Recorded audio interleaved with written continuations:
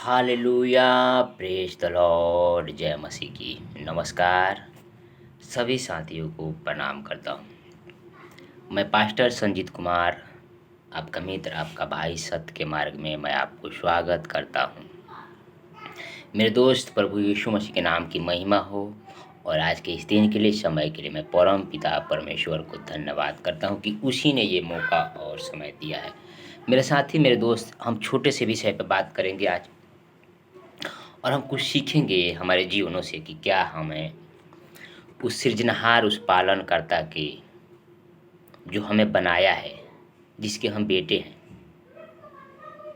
जो हमारा पिता है, क्या हम उसके पास है या कि नहीं है, क्या हम उससे अलग हैं क्या।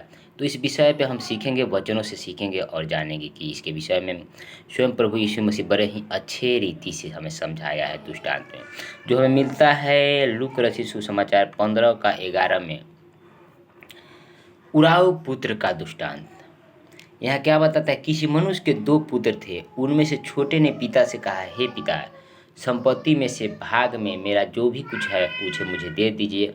और यहाँ क्या होता है, दयालु पिता है जो उसके हिस्सा को उसको बेटे को दे देता है।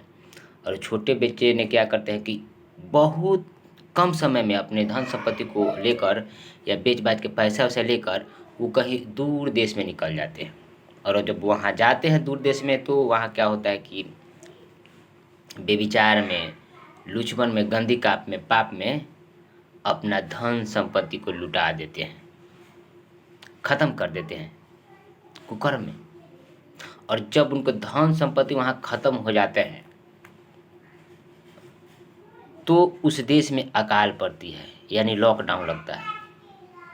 लॉकडाउन में सारा बेरोजगारी हो जाता है, कोई काम धाम नहीं रहता है, कुछ सुविधा नहीं रहता। तो वहाँ पे क्या होता है कि जब वो भूखे मरने लगते हैं, तो फिर वो काम खोजते हैं। तो काम उनको किसी गांव वाले ने वहाँ पे काम दे रहा है, और काम क्या है कि सूअर चराना है, और सूअर जो खाएगा वही खाना है।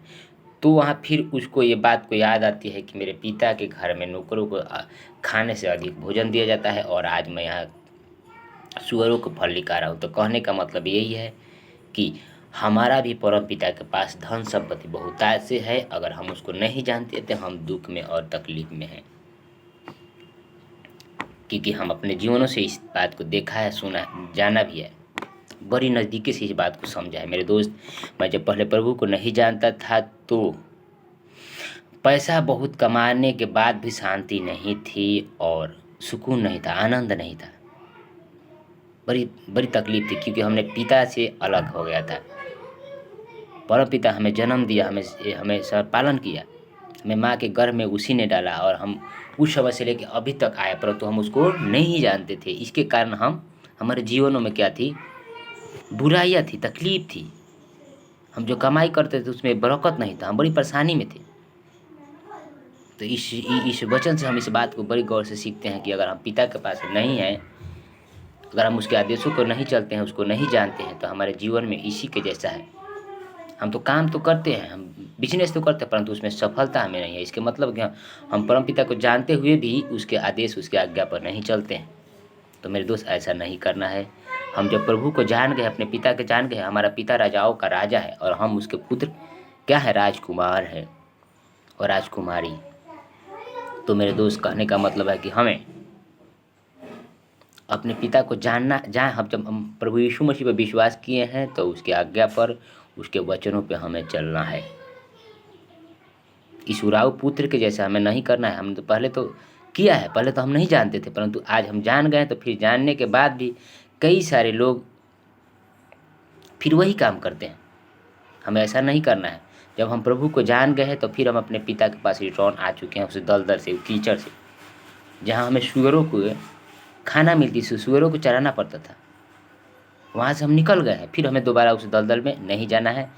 तो हमें हमेशा पिता के साथ और पिता के वचन पर और आज्ञा पर रहना है। संडे के हमें प्रभु की संगति में जाना है, और उसकी आज्ञा का पालन करनी है, और विश्वास में बने रहना है। तो आपको धन्यवाद करते हैं कि आपने अपनी कीमती समय दिया। प्रभु आपको आशीष दे। मिलेंगे नेक्स्ट वीडियो में। Praise the Lord.